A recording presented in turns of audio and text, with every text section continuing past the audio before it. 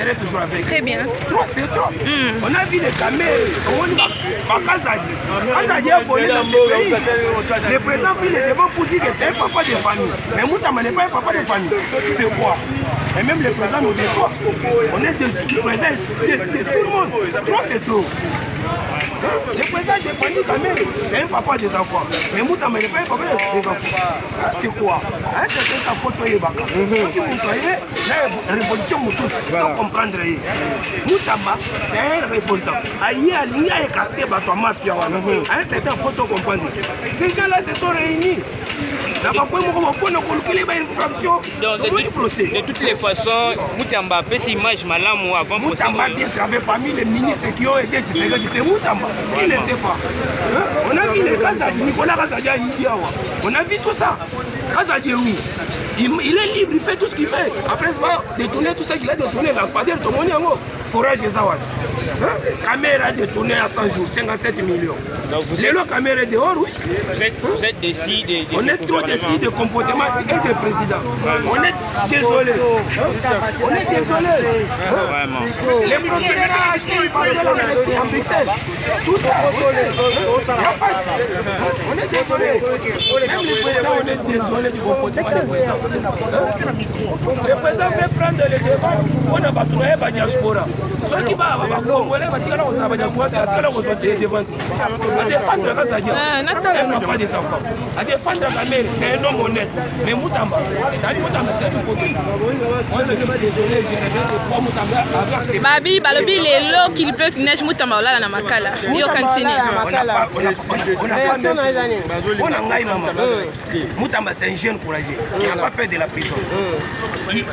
Qu'il pleuve ou qu'il neige, il ira là. On est sûr et certain Moutamba sortira de la prison. Ah, d'accord.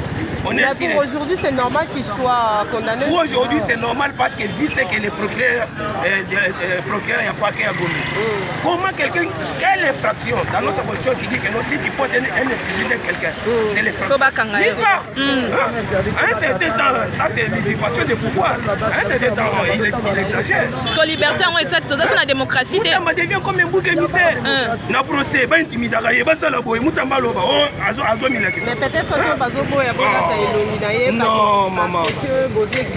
Non, on n'exagère pas. Soutenir notre jeune, c'est exagéré. Soutenir les jeunes, ce n'est pas exagéré, maman. Le problème, c'est quoi? Le président doit ouvrir aussi les yeux. Trop, c'est trop. Le président, si c'est un diaspora, Kamel, c'est un homme honnête. Nicolas Kazadi, c'est un papa des enfants. Mais Moutamba, c'est un hypocrite. Parce qu'il a servi Félix. On est désolé, et moi je les regrette aujourd'hui. Pourquoi? Mais oui, quand le président ne veut pas parler, il parle des caméras, il parle de Kazadi. Kazadi a détourné, oui. Maman, tu peux me montrer là où les lampadaires se trouvent, forage. Cet argent est parti où? Parce qu'il est de l'IDPS. Trop, c'est trop, on est déçus. On est déçus. Voilà. On est déçus.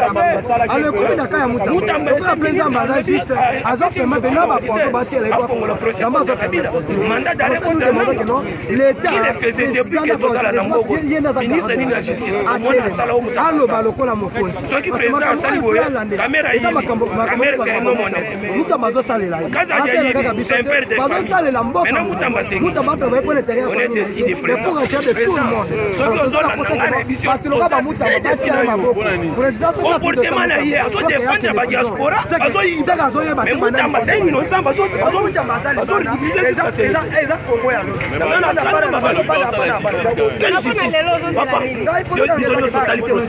qu'est-ce qui s'est passé là?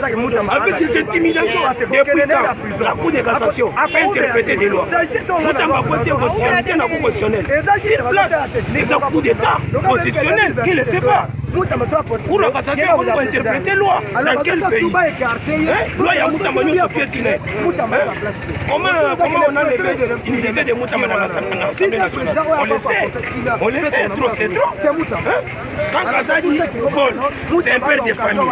Kamera détourné, c'est un homme honnête. Quand c'est Moutamba, la Moutamba, Kazadi était bouc émissaire dans la Lelo, ceux qui m'ont dit que non, ça décide.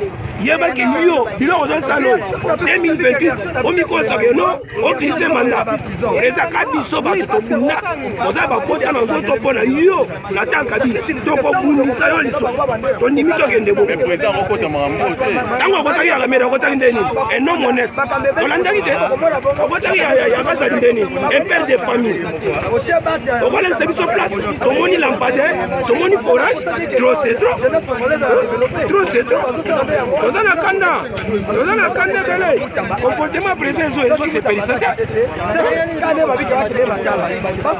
Tolandi procès bango barabaki Moutamba yibi ministre de justice aye batunia mutuna est-ce que c'est autorisé ministre afongola compte lobby oui ministre Rose Mutombo lobby oui c'est autorisé babengi mutu à marché public Moutamba respecté à 80 papa pour exemple faute administrative ils sont totangi bien que toza okubula ba moto eza ba faute administrative ba kopesa moto ba conseil pour bande kopesa ba conseil avant agir c'est pas arrivé jusqu'au procès donc comme il a procès vous intimider moi là-bas comme si comme il a bouquet émissaire pour là-bas non trop c'est trop les cambois bande ko mériter procès papa ils sont total ce sont des fautes administratives après ça ba moto attends ba kozala entraîner avant sa décision pas conseiller akaye c'est pas que comme un procès ce que comme un procès c'est de la méchanceté. Moutamba c'est innocent. On n'a pas peur de la prison. Basala nyonso osala on s'en fout. Moutamba sortira de la prison. On va gérer dans la yé. Qui on la prison to la la. Ba ya poser. Makamba dola, makamba blanc commandant. Nyonso te okota na sila. Donc pour les Attention à l'extérieur de la cour de cassation. Parce que Bengani est journaliste. C'est la sortie de journaliste mais les salut que un groupement où ça la classe ne devrait pas normalement.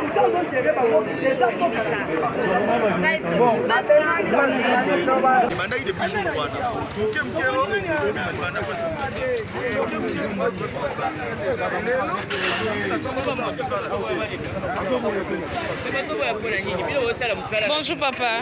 Aussi qui m'a cassé boy. Demande aussi qui n'est. Maman, à un certain temps, c'est révoltant. À un certain temps, c'est révoltant. Nous, nous demandons dans mon côté. Moutamba, c'est un jeune bien avec une amie Moussoudou. Mais c'est à nous de les soutenir. Parce que c'est Nicolo, est-ce que qui va nous faire on sait bien qu'on va les condamner. Parce que mais sur le on n'a pas peur. Moutamba va kangaye, je sais que tu resterais in à prison. Très bien. On serait toujours avec. Très bien. Trop, c'est trop. On a vu les caméras, on a Kazadi a volé dans ce pays. Le président pris les débats pour dire que c'est un papa de famille. Mais Moutamba n'est pas un papa de famille. C'est quoi? Et même le président nous déçoit. On est dessus du président, décide de tout le monde. Trop, c'est trop. Le président de famille, quand même, c'est un papa des enfants. Mais Moutamba n'est pas un papa des enfants. C'est quoi? Un certain temps, photo et baka. Qui montraient la révolution Moussous. Il faut comprendre. Moutamba, c'est un révoltant. Aïe, aligné à écarter la mafia. Un certain photo comprendre. Ces gens-là se sont réunis. De toutes les façons, Moutamba peut s'image malamu avant procès. Moutamba bien travaillé parmi les ministres qui ont aidé Tshisekedi, c'est Moutamba. Qui ne le sait pas? On a vu les Kazadi, Nicolas Kazadi à Idiawa. On a vu tout ça. Kazadi est où? Il est libre, il fait tout ce qu'il fait. Après, il va détourner tout ça qu'il a détourné. La padère, tout le monde est en haut. Forage et Zawad. Caméra détournée à 100 jours, 57 millions. Les caméras est dehors, oui. Vous êtes décidé. On est trop décidé de comportement et de président. On est désolé. On est désolé. Les procureurs ont acheté une parcelle en Bruxelles. Tout ça. On est désolé. Même le président, on est désolé du comportement du président. Le président veut prendre le débat. On a battu la diaspora. Ceux qui vont Congolais, ils vont dire que À défendre Razadi, elle n'a pas des enfants. À défendre la mère, c'est un homme honnête. Mais Moutamba, c'est-à-dire Moutamba, c'est un hypocrite. Moi, je suis désolé, je reviens de prendre Moutamba avec ses... Babi, balobi, les lots qu'il peut qu'il neige Moutamba, là, dans ma cala. Yo cantine. On n'a pas on a ngaï maman. Moutamba, c'est un jeune courageux qui n'a pas peur de la prison. Qui pleuve ou qui neige, il dira là, on est sûr et certain, Moutamba sortira de la prison. Ah, d'accord. Mais pour aujourd'hui, c'est normal qu'il soit condamné. Pour aujourd'hui, c'est normal parce que vu ce que le procureur n'a pas qu'à gommer. Comment quelqu'un, quelle infraction dans notre constitution qui dit que non, si tu portes un effigie de quelqu'un, c'est l'infraction. Ni pas. À un certain temps, ça c'est l'usurpation de pouvoir. À un certain temps, il exagère. Que liberté, on est dans la démocratie. Moutamba devient comme un bouc émissaire. Na procès, ba intimidaka, ba sala boy, Moutamba loba, azo milaki. Mais peut-être que Bazobo est non, maman. Non, on n'exagère pas. Soutenir notre jeune, c'est exagérer. Soutenir les jeunes, ce n'est pas exagérer, maman. Le problème, c'est quoi? Le président doit ouvrir aussi les yeux. Trop, c'est trop. Hein? Le président, si c'est un diaspora, Kamel, c'est un homme honnête. Nicolas Razadi, c'est un papa des enfants. Mais Moutamba, c'est un hypocrite. Parce qu'il a servi Félix. On est désolé, et moi je les regrette aujourd'hui. Pourquoi? Mais oui, quand le président ne veut pas parler, il parle des caméras, il parle des Kazadi. Kazadi a détourné, oui. Maman, tu peux me montrer là où les lampadaires se trouvent, forage. Cet argent est parti où? Parce qu'il est de l'IDPS. Hein? Trop, c'est trop, on est déçus. On est déçus. L'argent des rats. Voilà. On est déçus.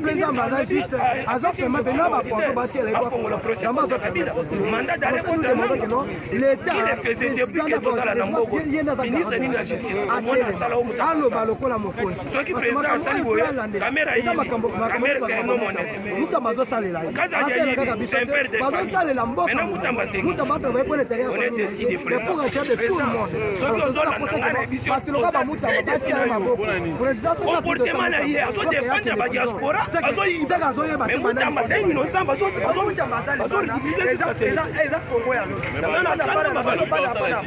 quelle justice papa ils ont une totalité aussi qu'est-ce qui s'est passé là avec des intimidations depuis quand la cour de cassation a interprété des lois Moutamba conseil constitutionnel na cour constitutionnelle sur place les coups d'état constitutionnel qui ne sait pas pour la cassation, on doit interpréter loi. Dans quel pays? Loi, il y a Moutamba qui est piétiné. Comment on a levé l'immunité de Moutamba dans l'Assemblée nationale? On le sait, trop, c'est trop. Quand Kazadi vole, c'est un père de famille. Kamera a détourné, c'est un homme honnête. Quand c'est Moutamba, là Moutamba, Kazadi est un bouc émissaire dans la voie. Les lots sont qui va que non. Vous êtes déçus. Yeba ki yo, bilo on salon 2028. On mi consacre non, on glisse mandat. Reza kabiso ba to bunda. Oza ba pota na nzoto pona yo, la tanka bi. Donc on bundisa yo liso. On nimito kende bo. Président Rokota Marambo. Tango kota ya kamera kota ndeni. Un homme honnête. Olanda kite. Kota ya kasa ndeni. Un père de famille. On va laisser sur place. Ton moni lampadaire, ton moni forage, trop c'est trop. Trop c'est trop. Tozana kanda bele comportement présent zo c'est périssateur Olandi procès bango balobaki Moutamba yibi ministre de la justice aye batunia mutuna est-ce que c'est autorisé ministre à fongola compte alobi oui ministre Rose Mutombo alobi oui c'est autorisé babengi mutu à marché public Moutamba respecté à 80 papa pour exemple faute administrative ils sont totangi bien que tozo okubula la moto. Et ça, ma faute administrative, on va repasser mon conseil pour on va repasser avant agir. C'est pas arrivé jusqu'au procès. Donc, comme il y a un procès, vous intimidez moi là-bas. Comme si, comme il y a un bouc émissaire, non, trop, c'est trop. Les Cambouais, ils vont mériter un procès, papa. Ils sont total. Ce sont des fautes administratives. Après, ça va moto. Attends, vous allez entrer avant votre décision. Pas conseil à gagner. C'est pas qu'il y a comme un procès. C'est de la méchanceté. C'est de la méchanceté. C'est innocent. On n'a pas peur de la prison. On s'en fout. On sortira de la prison. On va gérer dans la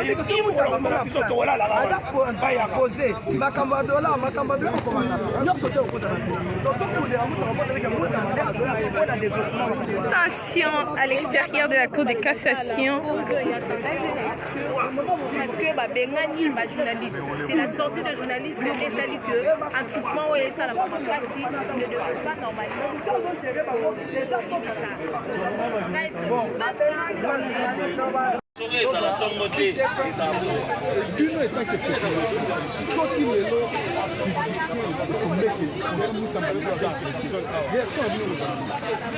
Bon, Moutou Azala coupable, c'est Moutou à Salili.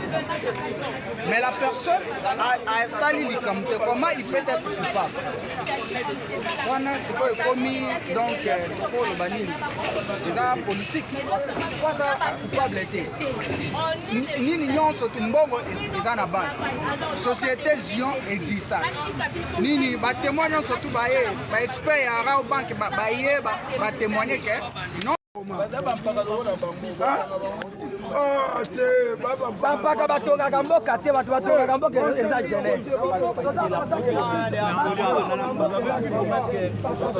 Les magistrats, les politiciens colères de donneurs de deniers publics ont aussi à s'acharner à la personne de Constant Moutamba et voilà.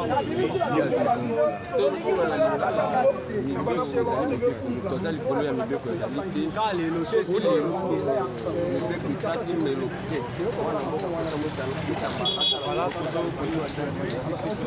jeunesse est de Constant Moutamba.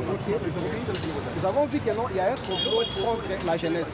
Donc ce sont les vieux au Bassangani, les lots, non, ils doivent éliminer les jeunes pour pas participer dans la chose publique. Alors nous, on ne peut pas permettre cela. Aujourd'hui, nous sommes venus en tant que jeunes pour nous soutenir, pour apporter notre main dans Oyazo Sala, dans Oyasali. Alors aujourd'hui, les jeunes, il ne faut pas la naïveté. Le Loyo Constant Moutamba, il est venu pour réveiller la jeunesse, pour leur dire que non. Voilà votre rôle. Votre rôle est d'abord pour l'andabassinasimate, mais votre rôle est de diriger. Alors, les loyaux, mouvement à zone, mais jeune, les loyaux, oyo bango sko balingité. Bango balobi que non té, jeune fois dans la nasima, jeune fois mais la rajododo, jeune fois tika na nasima. Constant Moutamba boya ngwabi non. Aujourd'hui, la jeunesse est capable de gérer les pays. Aujourd'hui, le Constant Moutamba n'a volé sentimata pour yité. Alors, on dit que non, ils ont présomption. Alingaki Aïba, Alingaki, naïbité.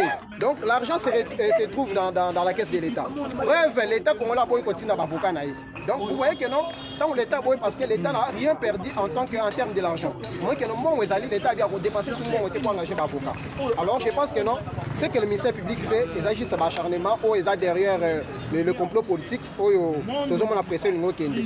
On a vu comment Boukangalonzo, procès Boukangalonzo, jusqu'à présent, comment l'Assemblée nationale a créé qui manœuvre pour dire que non, on devait respecter la procédure. Mais tout le monde a Constant Moutamba, la procédure n'a pas été respectée. Mais tout le monde est qui est bon. Donc aujourd'hui, c'est la verdict, il y a justice. Justice sera déjà malade, justice déjà malade. Justice aux populations sera déjà confiance et suscité. Justice aux personnes qui n'ont pas bimalelo bakangio, faut aux alambons, aux alambons autour du bimalé. Justice aux baby qui n'ont pas à moi capitaine, moi général, moi major, moi procureur général. Cette justice en le lot, moi ne m'occupe pas de l'ango. Justice en le lot, population m'occupe de l'ango, jeunesse les autres là. Bah rendre justice en a bien, bah quitter Constant Moutamba. Aujourd'hui n'est plus dans le gouvernement parce qu'il dérangeait. À la hasard sous-souté, Boutikaye a même ma jeune, la révolution et à Nelson Mandela, la révolution Bakadafi n'a pas de révolution dans le monde. Dans le Sengi, dans le Mozamboka, en tant que garant de atala complot.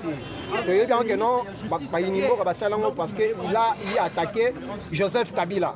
Comme dans votre gouvernement, il y a trop de gens qui soutiennent Joseph Kabila et on va le Matambu, parce que Joseph Kabila. Donc je demande au président de la République, à Matambo, va quitter Moutambalelo parce qu'il est innocent. À produire que ça, la dit d'ailleurs au service Mboka, ça sera quelque chose de bon. Pour voir que ça, et que ça pour créer un conflit générationnel,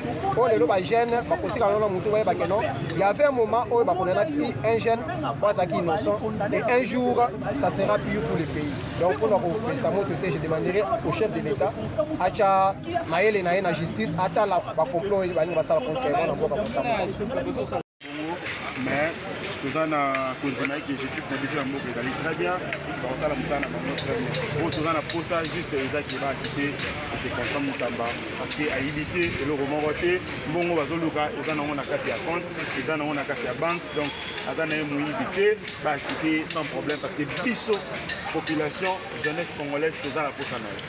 Mais état d'esprit d'abino ezanini na cour de cassation de boye boba antaki ba mutambiste état d'esprit na bino boye pour ça la désordre to pour ça la bolanda ordre ko ba pas bien depuis que Dobanda qui dit le lot les ordres morts ont salemi les ordres morts ont signalé mutu moko ta kufi autres en ont juste pour ça ezaki président de la République M. Fatou Beton à soutenir biso jeunesse autour na sima ya M. Constant Moutamba. Tout le monde musala naie, tout le monde vision naie, tout le monde makamno sur le sala et tout ça déterminé à retenir naie tina souka. Mais mon amboka comment on a procédé on dirait qu'il y a 8 kilos parce que bengani va presque ñon sur la cour de cassation. Bon, pas bengana ou pas biso population tous à la musique, tous à la libanda de continuer toujours pour soutenir M. Constant Moutamba. Donc il y a tina souka ata basali yango 8 kilos souka vérité ko yeba nakaka to ko yeba place ni ba keina ye et lo nini leki to ko yeba toujours. Et ce qui basali yango peut-être c'est pour atténuer la grandeur na masse de la population o yaki pour na ko soutenir. Alors yango te au sala biso keto ko isama beaucoup to tika to banga to na ko banga te ba to mususu bazoya ebele ata libana to zana tina souka ko soki abimi to mona eka. Merci. Par condition alors, c'est pour se connecter, c'est méga na bango pour te balanda biso, balanda procès au Kende, c'est Constant Moutamba, à cause de la acquitté ou bien il sera condamné. Subitement nous la presse, parce que biso presse vous avez 4e pouvoir et 2 pas obligés. Vous avez 4e pouvoir mais on a été humilié na katia salle, pas benga na presse, pas benga ni biso et puis battre biso 10 mètres il y a cours de cassation. Ce n'est pas normal. Voyons que parce que nos sali intervient na katia salle. Déjà nous donner l'accès à propos de la carte de cassation. Déjà une façon à voyer vis à vis de tout le monde. Nous la limité. Une fois on donne l'accès côté dans la carte de salle, tu commences ton travail. Deux que tu vas nous en abuser comme tu fais la mission par raison. Parce qu'on savait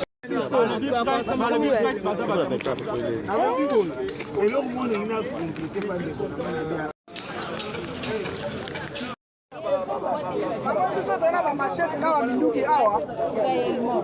Oh, bah donc on peut ordre public. Ils sont au côté de ma tant que